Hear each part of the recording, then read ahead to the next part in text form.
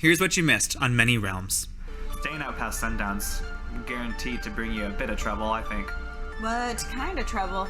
Monsters, sirens. A bridge crosses this sea of vegetation, but it's been raised. Alright, so we gotta get that bridge down. The tattoo of the vine that creeps along Juniper's shoulder and up to her cheek is glowing. You turn and you see a strange figure. Skin looks like mottled tree bark, and it's holding a slingshot. Run! My name is Jillian. I play Anisha. It's good to be here. My name is Jordan. I play Mateo, and it's good to be here. My name is Eli. I play Olivette, and it's good to be here. My name is Jory. I play Juniper. It is good to be here. I'm Jesse, and I'm your fantasy boyfriend. Let's go on a date to the Many Realms.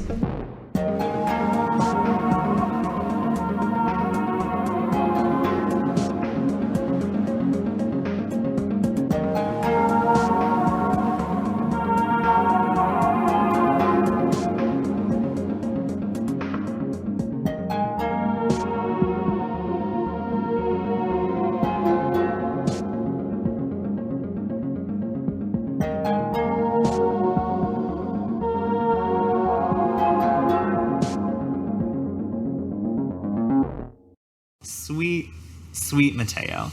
You see a shape, a sign of movement on the exterior of the sort of pyramid that you recognize to be this building. The wall closest to the bridge has like an exterior staircase. Okay. That is kind of shaded over by the roof as well. And you see part of the wall move and Juniper's head stick out. She is heading up to the exterior kind of walkway that heads to the top of the building. You don't have to do anything about that, but I just want multiple camera perspectives. Yeah, collected myself, I guess. Well, as much as I'm going to immediately. You can just have a good view of it because it is on the outside of the building, but you could just access it from going back into Sure, I'll come on in and see how my accomplices are faring. Mateo walks back into the room after, running away. I want my candle back. Ogman says, Please. Can we use it for a little while longer till we get this crank? Yes. I'll use it. I'll feel safer with it, please. I don't know if I'll feel safer with you have it. Listen, it's yours by right. I won't try to hold it from you, but if you're gonna use it well. Okay.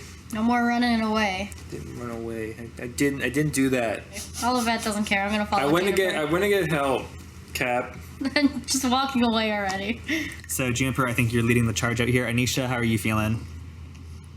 Pretty terrible, pretty weak. Ogman extends an arm to... Yeah, I mean, I would love to get out of the pyramid and go sit back in the wagon. Yeah. Okay, this is sort of like a pee-wee soccer game. You can kind of take 20 minutes off and get like an orange wedge and just kind of fuck off for a minute and then go back in when you're ready.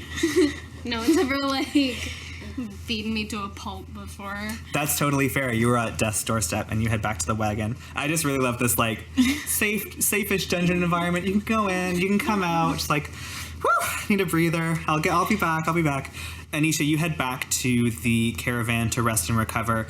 Ogman heads to the back of the group, and Mateo, he gives you a second crossbow bolt that's been wrapped in cotton and shows you how to set it alight when it's time to take these creatures out.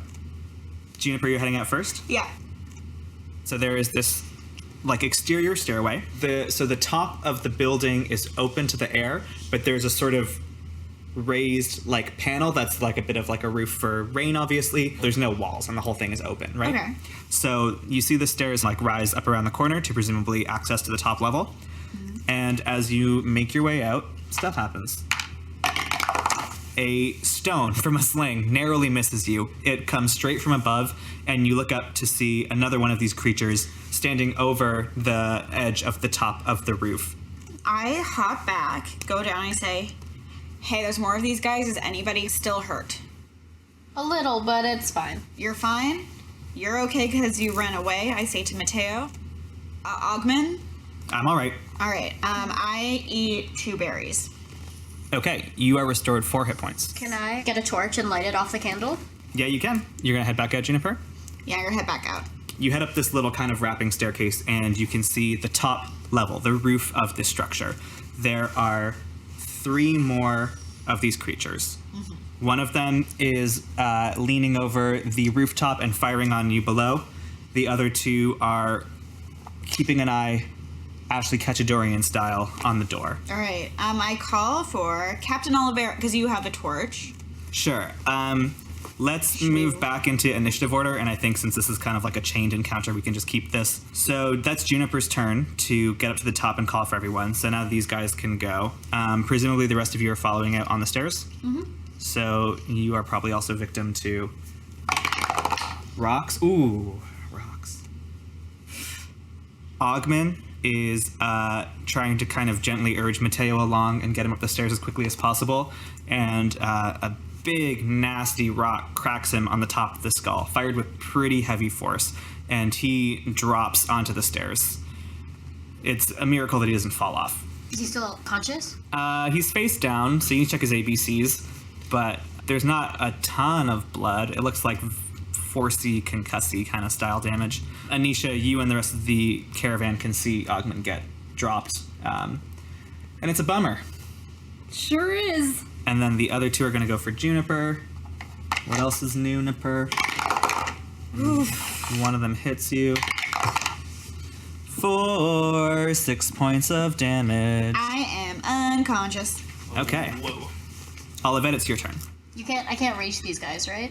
It's only like another 5 feet to get to this one. Sure, you know what? Let's go for him. Okay. Don't you just have to hit them with a source of fire? Yeah, can I touch it with the torch? Yeah, you just make like a... You're not proficient with it, so just make like a strength-based melee attack roll. So without the +2. 16? Yeah, that hits. And you can roll a d6. 7. This one is seared and charred and burnt. Great. Mateo, Ogman just fell down behind you, Yeah, where's his crossbow? in his hand still. Okay, I pick up the crossbow. Is that what, like a bonus, or is that full action? That can be a bonus action, sure. Okay. Is it loaded? Yes. He was about to get down and dirty. Okay. I set the bolt on fire, if it's not already. Okay. And I shoot a crossbow for the first time in my life. So probably not great. Probably not proficient. You are as green as these plants. Yeah. You say over your shoulder. Well, I'm gonna kill this one. So is that Dex, or what is it off of? That'll be Dex. Okay, then that is a 12. Unsurprisingly, your first ever shot with a crossbow does not hit this creature that is leaning over above you. The bolt goes wide. Yikes. Are you gonna move? I'll roll over Ogman. Check his ABCs, as you said. Yeah, he's breathing. Then I'll move up. Yeah. Okay. I'll probably get kind of behind Cap. Yeah, it's a pretty narrow stairway, so that's kind of your option as it is. Okay. Well, you both get protection as long as you're close to me. Hey, thanks. Anisha, it's your turn. I mean, I have literally 1 hit point, so I don't really feel like engaging in combat. Okay.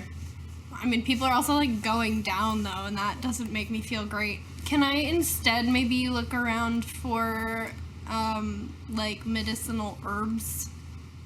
How much do you know about medicinal herbs? Like a decent amount. It's like the one thing I do know about. Okay. You are welcome to look for medicinal herbs. Would you like to make a nature roll for me? Sure.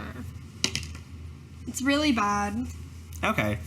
This is something that takes longer than 6 seconds anyway, so this can be a process. Juniper, it's your turn. You are unconscious. AF. 12. What am I adding to that? Nothing. It's That's a success. Oh, great. One's gonna move over and try to fire this thing at Mateo because Mateo just shot a flaming crossbow at him and he's not into that. With disadvantage. They have some level of intelligence. It remembered. It knows. It knows I shot at it. And it's about to fire a stone right between your eyes when Cap flings her shield arm out and deflects it and buckles against you a little bit, but the stone goes flying. This is what I want to say. You're as green as those plants. All right. Can we get a really good take on that? You are as green as these plants. Excellent. The other one is going to fire for you, Olivet. And it misses, because you're very hard to hit. You are as green as the plants that you already are. Got him. Got him. Mateo, it's your turn. All right. Well, I got another bolt in my hand. I either light it on the candle in my hand or the torch in capstan adjacent to me. Sure. And am I within reach? Yeah, it's slightly higher than you, but it's a pretty like Like a foot stab? yeah, you could get up to the foot. It's like a very shallow staircase. It's just like a kind of little low terrace. So yes. Yeah, no, I've dropped the crossbow because I dropped it back with Augment because I have no idea how to load it. 14 with no proficiency. Okay, that'll hit. That'd be 8. Okay. It smolders and screams in like a murmuring, high-pitched language. And explodes. Oh god, not the parents from Peanuts. Oh my gosh. That's more of like a wah wah wah wah wah wah wah wah. Anisha, it's your herbs. How far away am I from Ogman? 60, 70 feet. And like he's also on a staircase that's sort of like between the first and second floor. Is the staircase accessible from the outside, or do you have to come from inside? It's not like intentionally accessible, but it's like conceivably climbable. Okay. Like it's not built to be able to get up there from the outside. Okay. Do I perceive that to be like a dangerous spot to be? The place where you saw him get knocked unconscious? Yeah. Yes. You probably saw Ogman get dropped, Mateo grab the crossbow, fire it, and then run around the corner. Well, I haven't seen anything like come off or like go over there since he went down. So can I use the dash action Yeah. to get over there? Yeah, you can make it to, say, the base of the, like, Okay. the height of the, you know what I mean, the wall that the staircase is on. Mm-hmm. Juniper? Mm-hmm. You need to make another death saving throw, because no one is really helping you. Oh, I would say. 10. Nice. I'm helping by dispatching enemies. Love that attitude. Speaking of which, the enemy is trying to dispatch you, but misses quite badly, and so is going to try to move away and incurs an attack of opportunity. Great. I roll normal attack for that, right? Mm-hmm. Oh, but it's an improvised weapon, so it's 21. That will hit. That's a 1 plus 4, so 5. Okay, you thrust forward with the torch again as it tries to leave, and you catch a furling frond that juts from the back of its head, and like a 4th of July firework that didn't go off properly, it smolders into ash. I cheer. Aha! Easy. Olivette, you are standing next to Mateo and Juniper's unconscious body. Can I give Juniper a berry? Yeah, they're still on her person. She's probably got them on her like belt or something. I will give Mateo the torch because I have no free hands, and then I give Juniper one of her berries. Okay, Juniper, you are healed 2 hit points. Amazing. Cap, help the guy back there. Oh shit! Yeah, and I take another berry and give it to Ogman. Sure. You head back just as you see Anisha hoisting themselves up this mossy wall and collapsing with a pant onto the stone landing of the staircase on the other side of Ogman. Oh god, this looks bad. No, I'm here to help. Okay, great. You're not dying. I mean, I'm not feeling very well, but You feed Ogman a berry. He's restored 1 hit point. Ogman rises shakily to his feet and leans against the staircase wall, and he says, "Did you get the bastard that took me out?" Burned him to a pinch. That doesn't make sense. that one. I just face to forehead palming. Where's this crank? Oh yeah. We don't know. I'm still up there, right? Mm-hmm. So can I take a better look around? Yeah, of course. This is like their sort of watchtower station where they can see people coming and going along the road and across the bridge. And there is in the corner a sort of little watchtower station thingy. All right. So inside is a bench and a small table. Can I check the watchtower station out more thoroughly? There is another corpse. I'm so sorry. It's Juniper's corpse day. This one has like long, thin vines kind of stretching out from inside its mouth and nose and ears. Fertilizing. Oh, I like stifle another scream because I don't want people to think it's like a monster. I like my nose and maybe investigate the body further. Sure. Was holding onto a short sword. On the table as well. I mean, none of this is hidden, right? There is another light crossbow and a quiver of 10 arrows, another little small wooden case of supplies, and what looks like a metal crank. All right. So I check out the case. The case has 2 potions inside of it. Potions. Can I do a... You don't need to. They are Okay. clearly labeled because these are sort of like official supplies. One of them is labeled Potion of Healing, Okay. and one of them is labeled Potion of Climbing. Cool. And there's also the crank, which I don't think you need to add to your inventory unless you don't intend to use it within the next 30 seconds. Well, I use it in the next 30 seconds. Okay, you all head down from the guard station. Any other business in the toll house? Let's give Ogman the bolt, maybe. He accepts them readily, and he says, I'll try to do a little bit better next time. And you attach the crank to the mechanism. I imagine Captain Alvera, Miss Muscles, you give that a crankerino, and the bridge starts to lower until it spans this valley. Barth sighs and runs her fingers through her hair, and she says, that looked like a nasty one. I'm glad to have all of you here. I don't think we would have made it this far without. We lost a lot of time. We need to get back in the wagons and keep moving. All right? Let's do it. Barth, Granny, and Ogman head back to their wagons. The 4 of you head back to your wagon. The horses whinny. They pick up a canter, and you head across the bridge, deeper into the thicket. Presumably we took a rest. You have time for a short rest, so you can expend a hit die. I'm back to full, I'm up to 9, so almost full. I have 4 hit points. and you took no damage. Okay. Wow. I It's all the running and hiding. I was gonna say, effective tactic. Does a body good. And Barth is doing her best to get the caravan moving as quickly and as far as possible. But it's difficult. She's been driving for 5 or 6 hours straight now. Ogman is complaining that his head hurts, which I think is pretty fair. And he's taken to lying down in his wagon, not poking out much. Granny doesn't have very strong vision. She doesn't think she'd be suitable to man the front of the wagon. And the rest of you are in the last wagon after this encounter clearing the toll house. Olivet's got a lot of questions, not gonna lie.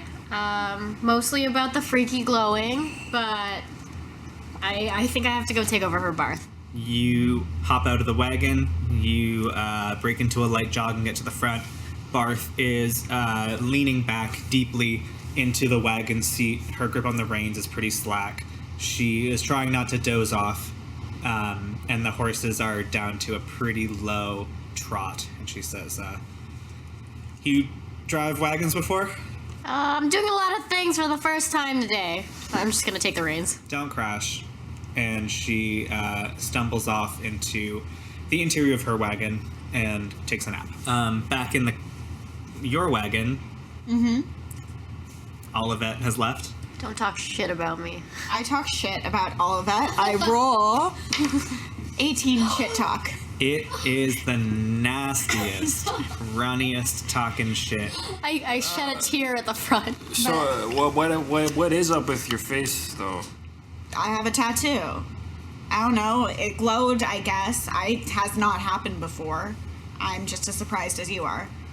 What were you doing when it was glowing? I guess it was when I was interacting with nature, with like the berries and the fungicide. Yeah. So, I guess plants make me glow. That's what I'm learning today. I don't feel great.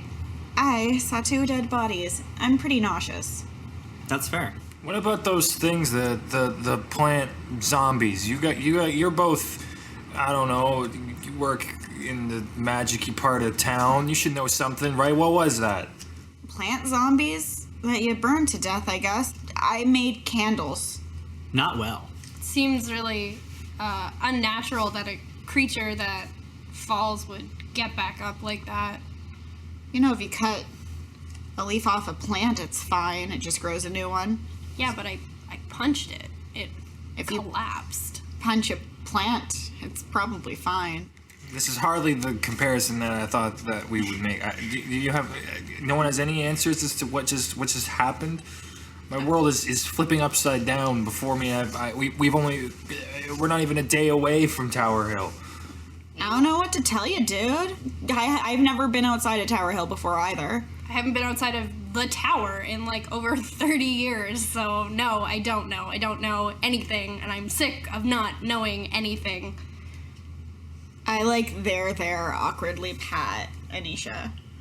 I brush your hand off. Who in the town gave you that tattoo then? I was about to say my bubby. I don't think she calls her grandmother her bubby. Maybe she's canonically fantasy Jewish. I don't know. My grandmother gave it to me when I was like, I don't even remember. Here in the village? Yeah. Oh. You are younger than Juniper, so you probably were never old enough to meet her grandmother when No, she was definitely. alive. But you probably do know that Juniper's mother has an identical tattoo on the face as well. I still want a cool tattoo sometime. You think that we could set that up? I want a glowing tattoo. She didn't teach me how to do it. I have some answers for you, but I'm at the front of the car. Someone else is at the front of the car too. It's Granny. Granny marches over to the front and hops next to you in the driver's seat. She kind of glances at you out of the corner of one eye and she says, bet you weren't expecting to see what was inside that toll house, were you? You know, I don't expect anything from these woods anymore. I don't know what my eyes see anymore. Let me tell you, I've been roaming these roads more years than you have hairs on your head, and that's the right attitude to have. You'll never know what to expect, and it's best to just go into every situation, head raised, eyes wide, and preferably with a knife in your hand. Or an axe in your case. Well, I've learned that everything, doesn't matter if it looks different, goes down after you hit it enough. One thing that did happen to me for the first time was when the two of them got into my wagon a few days ago.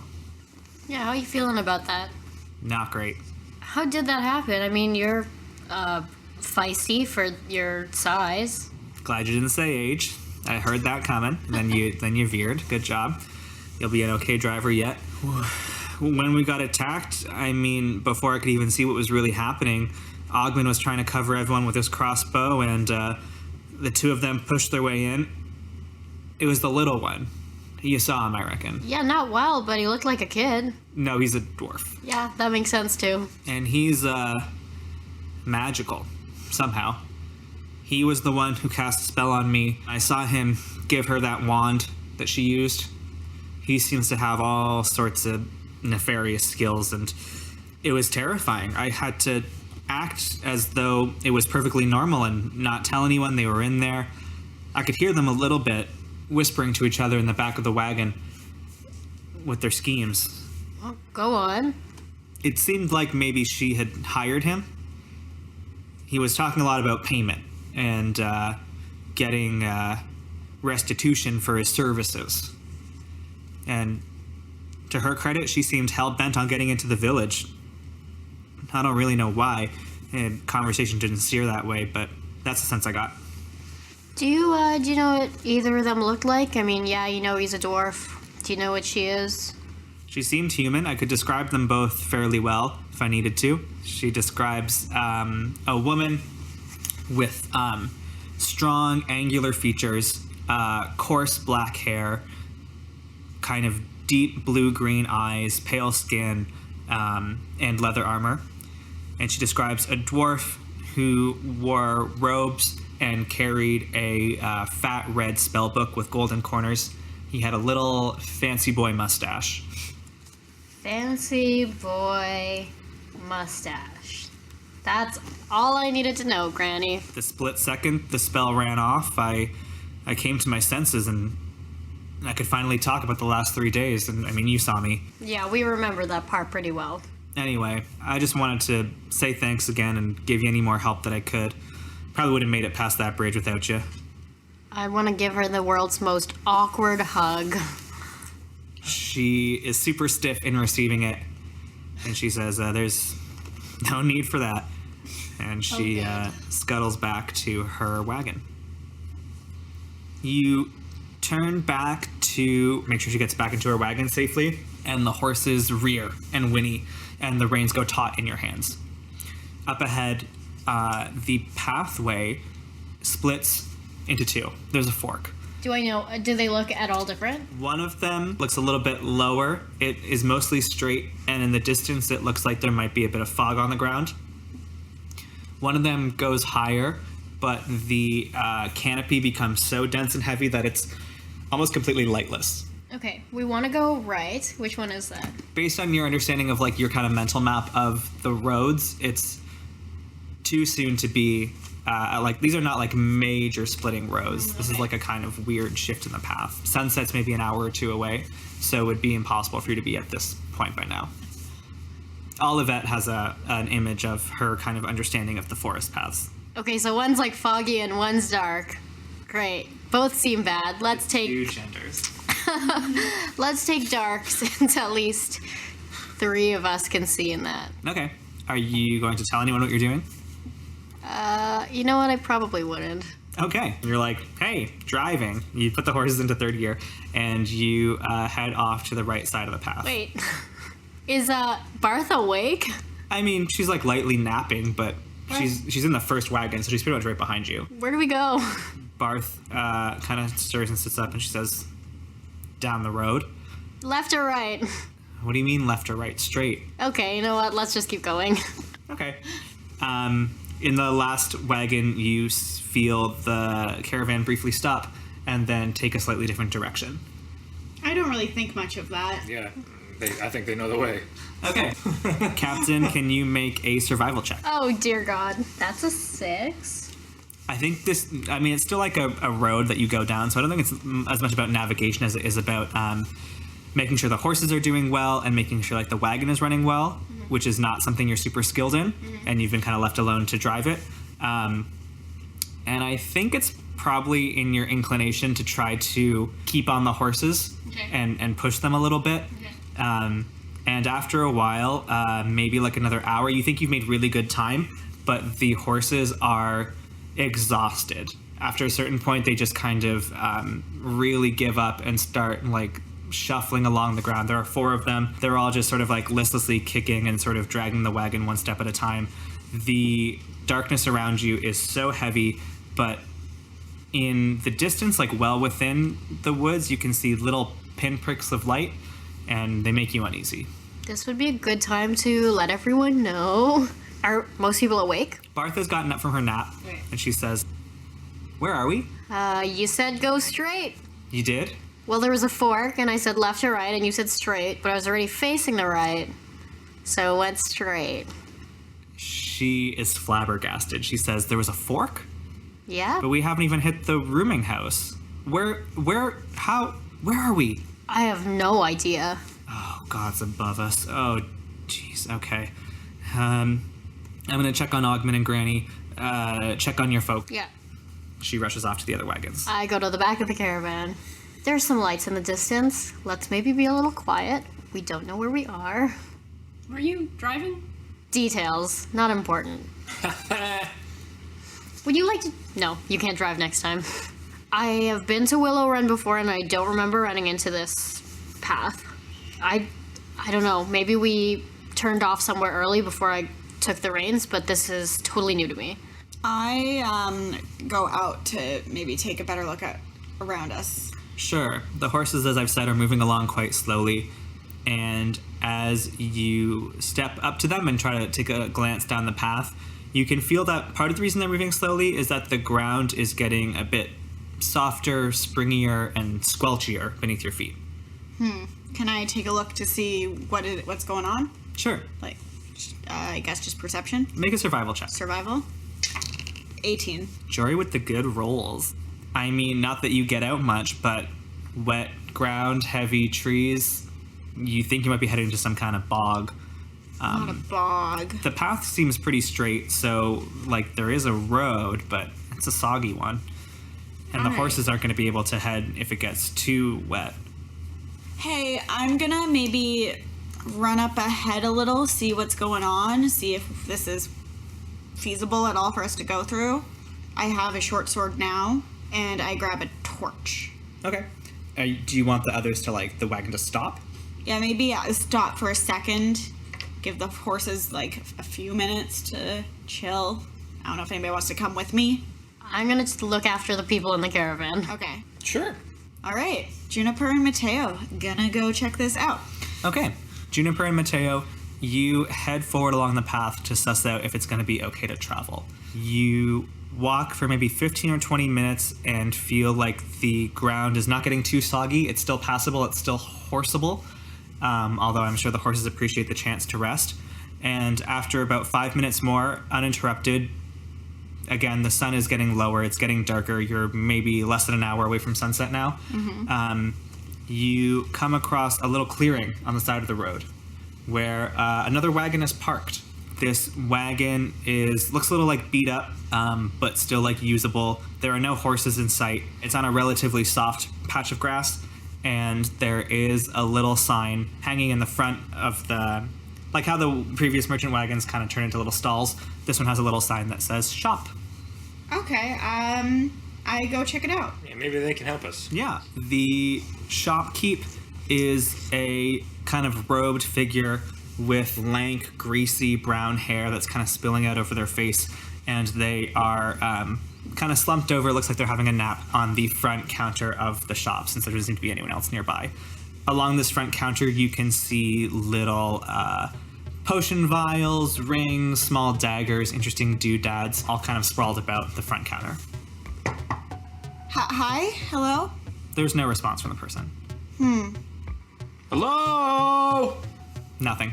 Oh my god, he's dead. I very gingerly and uncomfortably do like a pulse check. Sure. You reach out to feel this person's neck, and you don't feel a pulse. Your fingers are stuck. What are you doing? I'm stuck to this dead person. Is it? Oh, goodness. Good. I'm. That's the situation as you see it. What do you mean you pull your fingers off? Here, let me help. I try and just pull from like your wrist. Are you bracing on anything? I guess this corpse. Sure. Oh no, you touch it too? I don't. Your arm gets stuck to where you're touching the corpse and the countertop as well. The two of you are stuck and a little bit stuck together in the front of this. Why don't you use your tattoo powers? Get us out of this. Cool, thanks. Is there anything that's on this that this person has in their shop that maybe? You see that the person's robe kind of slips off, and so does the weird little like doll head that was serving as their head. And what you're actually grabbing onto is a warm, wet tongue. And Oh my god. sticking out from the top of the stall roof are some fangs, and more sprout from the countertop until you realize that you have stuck your hand into a giant mouth. I grab the short sword I got and stab it into the tongue. With Okay. my like bad hand. I probably would do the same here. Okay, roll some attack rolls. 14. I rolled a 2. I got 6 damage. Anisha and I are just like playing backgammon.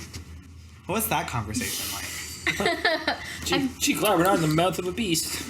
Playing back in. Actually, Anisha looks at the captain and says, I think this is all my fault. I appreciate it, but you know I was the one driving the caravan. No, I mean like the candle. Oh, well, you can't be awake all the time. I mean, But I was awake. I confronted the person. I didn't fight her. I didn't stop her. I watched her explode my candle. no offense, but I don't know if you would have been able to stop feeling bad. I don't think that's how feelings work. Anisha, we all could have done better. This was the worst possible outcome. It was. This sucks. We're probably gonna die, actually. But if we don't die, we're gonna be heroes and fix everything, and everyone will be really grateful to us. I don't care to be a hero. I had a job and I didn't do it. I also give Anisha an uncomfortable hug. Do 2 for 2. I am pretty sure she hates it, but I just say, Anisha, I think you did better than any of us would have. Smash cut to sticky situation. All right. MP3. So we stabbed some tongues. Yeah, and I believe Mateo hit. Yes, it was for 6. There were like a couple of barrels stacked on each side of the wagon, and you see the barrels start to kind of extend themselves up, and the creature begins to stand with like the wagon as its body and these heavy casks as its little tiny fat feet. It's standing up, kind of lifts you into the air, and you sort of dangle a little bit by the arm that you're stuck with, only about 5 feet or so up from the ground, but it's going to be difficult to get attacks in this way. And it roars where you drove your sword into its tongue. And it's going to try to hit you or bite you, maybe? Just close its mouth. Just close its mouth, I guess. It's got a pretty Oh good... goodness, we are both gonna lose hands. Ugh. And it deals each of you 3 points of damage. It tries not to bite its own tongue, which is maybe a little bit of your saving grace, because that's mostly where you're stuck to. So in stabbing it, I'm happy if like I cut off a section and my hand just has a piece of tongue on it, but I'm free, kind of a thing. On your turn, you could use your next attack roll to attempt to escape the grapple, because that is the condition that you both have, grip held. So we'll let Juniper do her turn first, because she was the first to... Did we ever roll initiative, or are we just gonna... It's just the 3 of you, so I'm just going to do like you two and then the thing. Okay. I wasn't going to sweat it. Yeah, so I guess I roll to escape the grapple. Okay, so you can roll an athletics check or an acrobatics check, and it's your choice. I guess I'm rolling an acrobatics check. Whoop, that's a 5. Yeah, you do not escape the grapple. Mateo? Okay, so I need to understand the situation. We are in like the center of its tongue or the tip of its tongue, and it's trying to bite us off the tip. You've kind of got your arm across like roughly the tip of its tongue. Yeah. It's like kind of standing up a little bit, so you're hanging off the tip of its tongue, like lolling over the front of its mouth. Okay. And it's trying to like snag you and bite you. I'm gonna take my rapier and I'm going to through the hole that I made with the knife, presumably. I'm gonna try and stick it. So the rapier's just like stuck up through its tongue. You're gonna give it a tongue piercing. You're gonna take it to Claire's Yeah. or icing by Claire's. I don't know, like what? How long is a rapier? Like what? 2 feet? Whatever they use that icing by Claire's. They probably use a rapier. They're like, on guard. That's what I got. Go tell your mom. But so roll that attack. That is a 12. That hits. 7. It takes 7 points of damage, and instinctively it tries to shut its mouth. Your plan works. As it bites down, the top of the rapier pierces the top of its mouth, and it bellows again in agony. It rears backward, crashing through some of the smaller trees and saplings, and running into the forest. With us on its tongue? With a U on its tongue. I am screaming. Yeah, so you should be. I don't know if they can hear this. We'll get back to that. Okay. I'm gonna do another try and escape the grapple. 12. You escape. I probably fall. Yeah, I mean, with the beating the check, I can say you can land. Oh god, he's running through the forest. You land relatively safely. You can probably take non-lethal boo-boos, and it stops a second as you just like tongue off the frozen flagpole, like pull your hand off, taking a little bit of both your skin, and you drop to the ground. Do I get a better look at him now that I'm not attached to his tongue? Yeah, it is a creature that resembles a shop wagon. I hate that. So I guess I'm gonna try and get him from the outside. Okay, So I'm gonna like run over and try and get him with my short sword. sure. You have a pretty good view of like the barrel feet. Great. So I'll go for the feet. Oh yeah, That is a 19. roll some damage. Short sword is 1d6. 1. Okay, but it's finesse. You can add your dexterity, right? Yeah, that's still 1. You have no Plus your decimal? total. Do you have no dex modifier? No. Do you have a strength modifier? No. I have -1 strength. What can you do You successfully? have 0 and negative. I am real charismatic. I could tell. You plunge the short sword into the barrel foot, and the thing cries out again It was probably expecting a pretty easy snack. It stops. It trips and stumbles because you stabbed it right in the foot, which is what happens when you stab something in the foot. It trips and stumbles. And it kind of falls bodily on the ground. Mateo, make a dexterity save. Sorry. That's 9. 9 total. You come loose from its tongue, which has been weakened by the multiple wounds that you've made in it. And as it falls to the ground, the force of its movement sets you free, and you get flung into some sharp bushes. Not that sharp. Oh, but I'm just a boy. You're just a wee boy who takes 1 point of damage. Ow! The thing tries to run away. It wheels around and like smashes a big gap through 2 trees and tries to blunder off into the forest. Okay, bye. I go maybe help Mateo up. Let's go back. I guess we're at least cleared the path. I guess. Yeah, let's get out of here, tattoo lady. Juniper. Juniper. Make a survival check, Juniper. 7. You got flung pretty deep into the woods, and of course the trees are quite thick and visibility is poor. The sun has just about gone down. And as you stand up, you can feel that the ground beneath your feet is quite wet. Does this thing bleed? Yeah. And if it's wet, then it must have left tracks. Yeah, you can follow the tracks back. Do you want to make a survival check?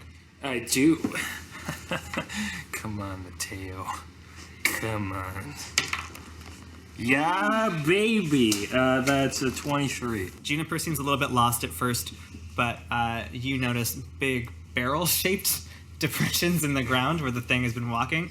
I mean, it's still quite difficult. It's nearly pitch black. You don't have dark vision. And you head back in that direction, but it seems like the distance is further. I mean, it's hard to tell like how far exactly you moved when you were being carried by that thing, but you think it should only be a minute or two to walk back, and by about 5 minutes, you still have no sign of that clearing. Okay, can I climb a nearby tree? Yeah, you climb a tree, and you see in the distance, in another direction, you're not super sure which direction, strong, warm torchlight. Not too far off. But you don't see any sign of the caravan, which would be difficult too because it's at road level anyway. I don't think I think I did bring a torch. Do you want to light it? Yes. You light your torch. I don't think that it's the caravan, but I see a light over there. It's better than nothing. I think that guy, the guy that lights the torches, he said to not be out late at night, and oh, it's looking like it's about late at night. But I did warn you that there were lights ahead that I didn't know what they were. Cap said to avoid those though, but any port of storm, you know.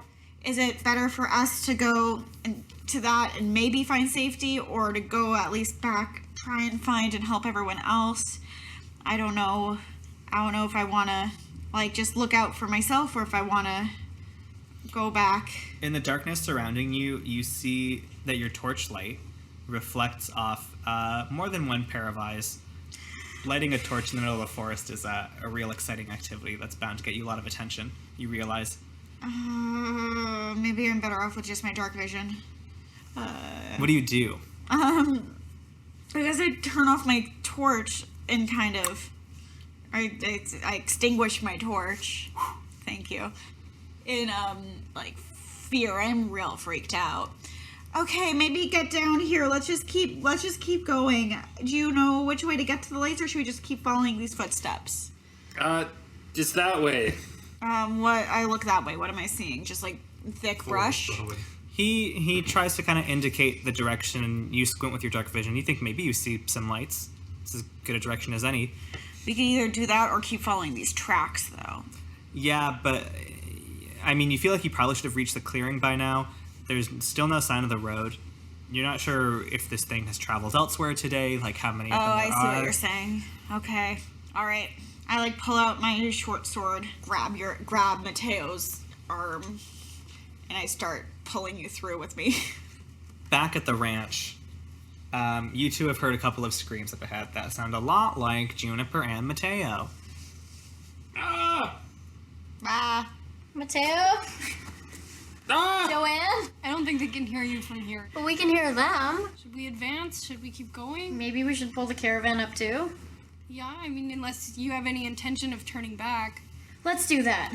You're gonna move the caravan forward? Yeah. Okay. Barth is willing to take over driving because it seems like you want to keep lookout. Ogman and Granny are nervous, and Barth says, I wish we hadn't taken so much time.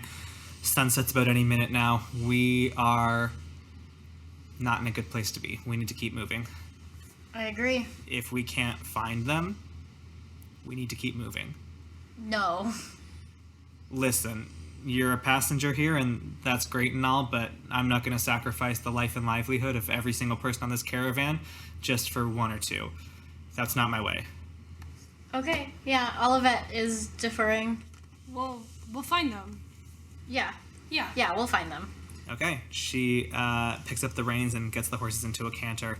After a couple of minutes, you see a clearing that is full of like splintered crates and barrels, as though there was some great activity here a few moments ago. And there is a big kind of great hole carved into the brush. Hello? Is anyone there? Mateo! Juniper? Nothing? Nothing. I don't know. I don't know where they could have gone. Maybe we do need to keep going? Well, they were screaming, right? So something's happening.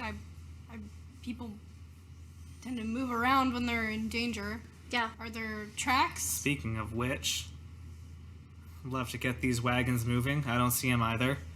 It'd be suicide to head into those woods. I'll spell it out in case you need me to. Barth, where would we even stop for the night around here? If we can just push on a little bit further, we're not too far from the rooming house. Maybe they can find their own way there. Okay. And she gets back into the driver's seat and she gets the horses up again, and you watch the clearing and the hole in the trees go sailing by. The path ahead on the caravan does get pretty soggy, but stays passable, which is fortunate. The horses have picked up a little bit of steam, and Barth is pushing them for all she can while trying to keep her pace, because she knows that every minute it's getting darker and darker. In the woods, you've wandered as best in the direction of the light as you can hope to keep, and those mists that you kind of saw on the path earlier are curling in again, even though you took the other road. Now that you've been on the move for 10 or 15 minutes, you can definitely see the light. It's visible, and you can see the direction, you can follow it. But the ground is also getting soggier and soppier, and you're finding it more and more difficult to move. Both of you make perception checks. 14. Oof. 4. Juniper, you hear something. You hear a little snatch of strange lilting song.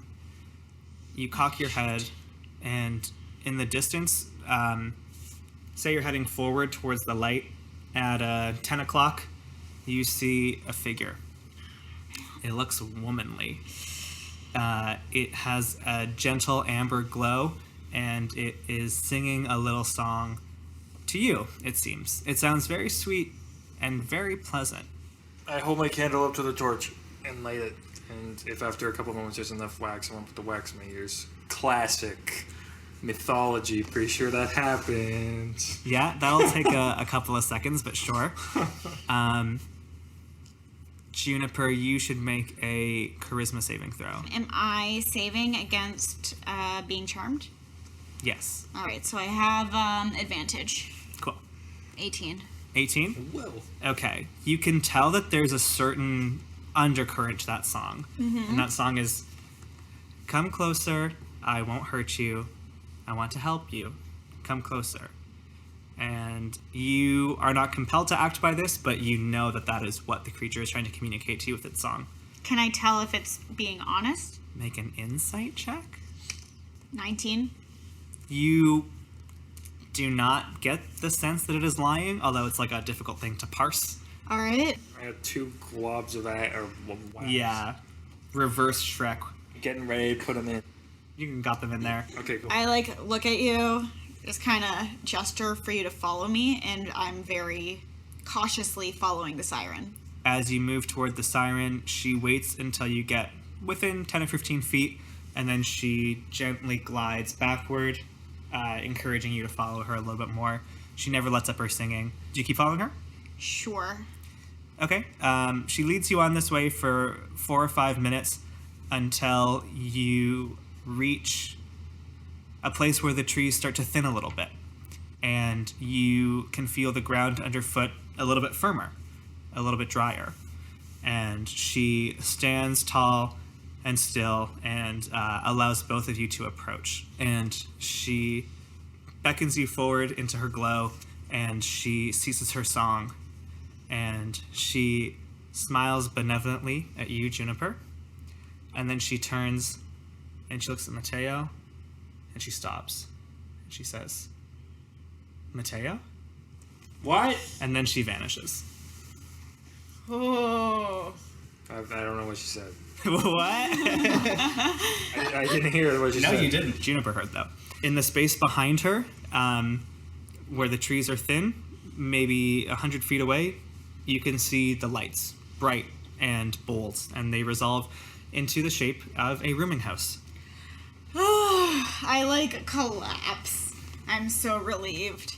Get those things out of your ears. I'll try and get the wax in my ears, but that's kind of hard because I sealed them with hot wax. Nasty boy eats moldy cake and has waxy ears. Disgusting nasty boy.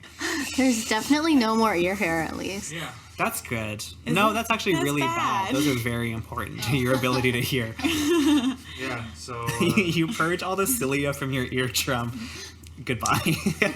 You're done. I guess I can try and pull it out. Yeah, you can pull out the wax. Yeah, pull out the wax. Earplugs were like originally made of like wax. That's Yeah. fine. I did a lot of research on wax for this campaign. Pull it out, and I'm like, well, that was a bit weird, but now we see where we need to go, so let's go. Why did the siren call you by name? What? The siren knew your name. You had wax in your ears. She said Mateo before she disappeared. I don't know. You must have, I don't know, misheard, or maybe you're under some kind of spell. You were looking kind of weird there. You know what? After all day being on my back about my glowing tattoos, I'm like, okay, whatever. We go. At least I go to the boarding house. You're coming with? Yeah. The wagon ride gets too wet, too soggy. The terrain is too swampy. Barth says you need to go on foot. She asks Ogman to help lead Granny as best as possible. She assumes the two of you are capable of getting your own way, and you head across the path, which is now maybe ankle or shin deep. It looks like after the bridge, the terrain got like a lot lower, and that maybe this was a result of like a flood or some kind of weather event. It is like clearly there was a road here, but it's been pretty rained out. She says, "We'll come back for the horses and the supplies if they're still there in the morning." And you slog and scuffle and struggle and splash as you make your way through this water that gets pretty close to knee deep at certain points. And then you round a bend and you see bright blazing lights of a rooming house that has two great braziers at its front, nice and warm, glowing bright, that illuminate the sign hanging just over the door, just past the thick, sturdy wooden fence that protects the perimeter of the property, just past the little stable where a couple of wagons and horses are docked for the night. You see the green-colored, hand-painted wooden sign of the Fernwood Inn. Thanks for listening to episode 4 of Many Realms. We are just getting underway with our Tallow D&D 5e campaign. There's a lot of twists and turns around the corner, so I hope you've enjoyed what you've heard so far, and I hope you keep listening. I can't wait to let you know where the story goes. If you like what you heard today, let your friends know, like, subscribe, smash all those buttons, tear open your own shirt, break the walls of your house, beat your chest like a gorilla on top of the Empire State Building, and let people know that they should listen to this podcast.